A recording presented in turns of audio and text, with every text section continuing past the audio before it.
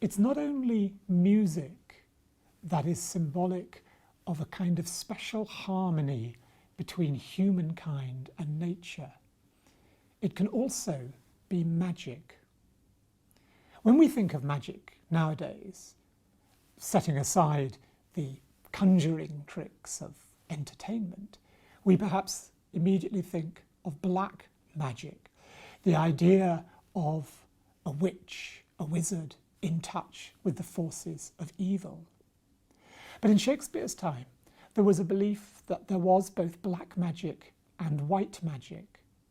That yes, people did believe in witches, in the possibility that one might conjure up a devil, as Dr. Faustus does in Christopher Marlowe's famous play. But they also believed in the possibility of a kind of philosophic magic, a good magic, a white magic, in which a great human mind works in conjunction with the forces of nature in order to bring about good. And this is very much how Prospero conceives of himself. We learn early in the play that while he is Duke of Milan, Prospero has spent a great deal of time in his library studying books of magic. In many ways that sounds very like Dr. Faustus, but whereas Dr. Faustus is led in this very dark direction, Prospero learns to use magic for harmonious effects. So it is that the play begins with a storm that is not entirely natural, because Prospero has conjured it up. He tells us he has the power with his magic book and his magic staff and his magic circle, the power to create a storm, to calm a storm. And at various points in the play, we also see him engaging in his magic. We hear talk of how he has imprisoned both Ariel and Caliban, freed Ariel from the tree, imprisoned Caliban in the rock. And we see him causing a kind of freeze frame effect when some of the people who are plotting against him are literally, through the magical agency of Prospero working with Ariel, trapped in a lime grove. But at the end of the play, Prospero renounces his magic. He comes to see that he's been using his magic to carry out revenge on his enemies, but in the end it will be more important to confront them humanly, to forgive them. Fascinatingly, it's not another human being who teaches him the importance of humane forgiveness, but Ariel, the spirit. Canst thou, he says to Ariel, which art but air, can you, a spirit, have a sense of sympathy for their suffering?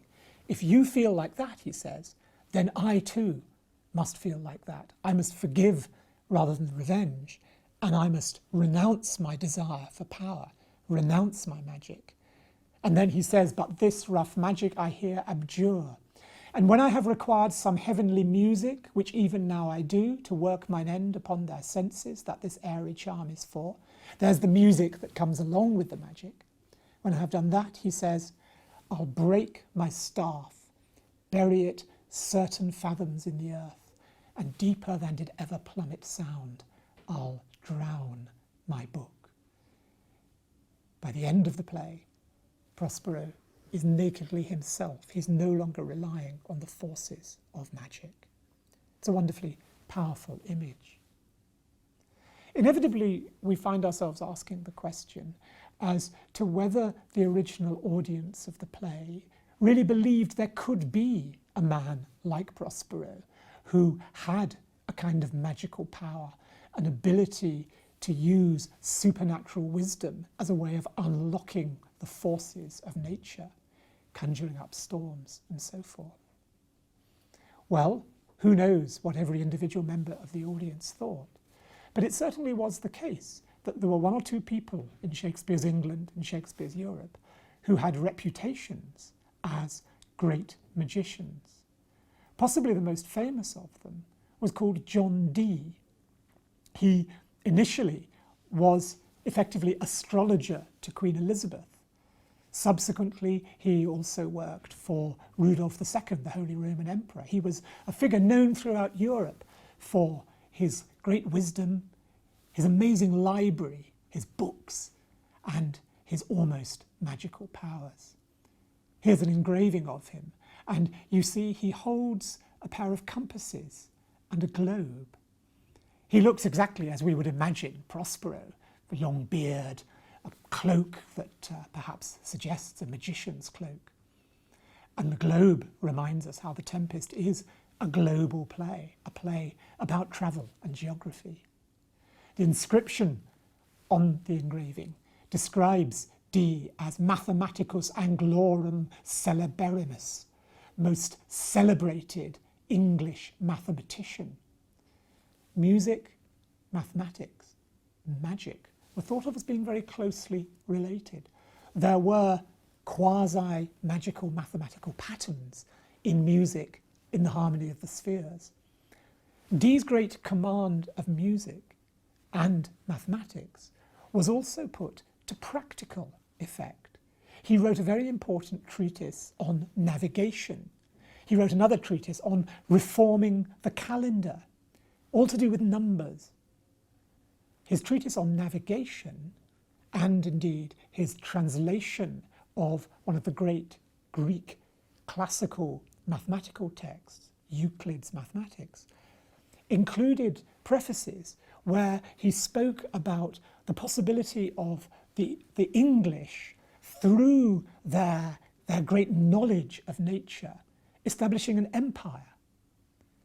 The phrase British Empire possibly had its origin in one of these treatises by John Dee. Now, I'm not suggesting that Prospero is in any direct or literal sense a stage version of John Dee. But what I do very strongly suggest is that Dee was a celebrity, a well-known figure. People knew about his extraordinary mental powers. They knew about these links between magic, navigation, exploration, power, and that the play, The Tempest, is engaging with that whole very exciting set of discourses.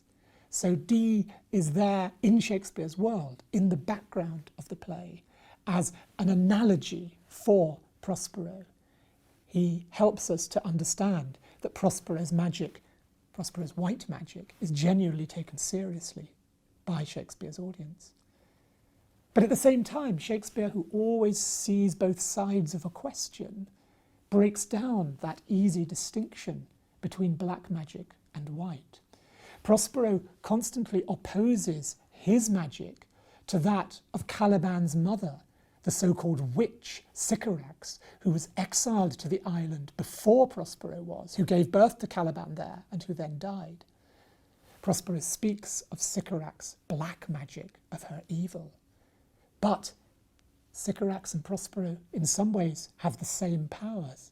And fascinatingly, when Prospero gives his great speech about abjuring his rough magic, some of the words that he uses, speaking about his magical powers, his powers of conjuring up storms and so forth, are actually translated out of that book, Ovid's Metamorphoses, which Shakespeare was so influenced by throughout his career, as we've seen at several points throughout our course. Who is it who speaks the lines about magical powers that Prospero translates? Not a white magician, but a black one.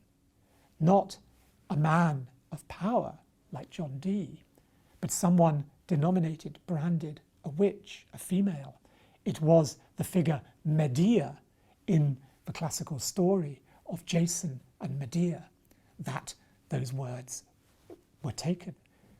So by using the words of Medea, a witch figure, Prospero is in some way being elided by Shakespeare with his great opposite, Sycorax.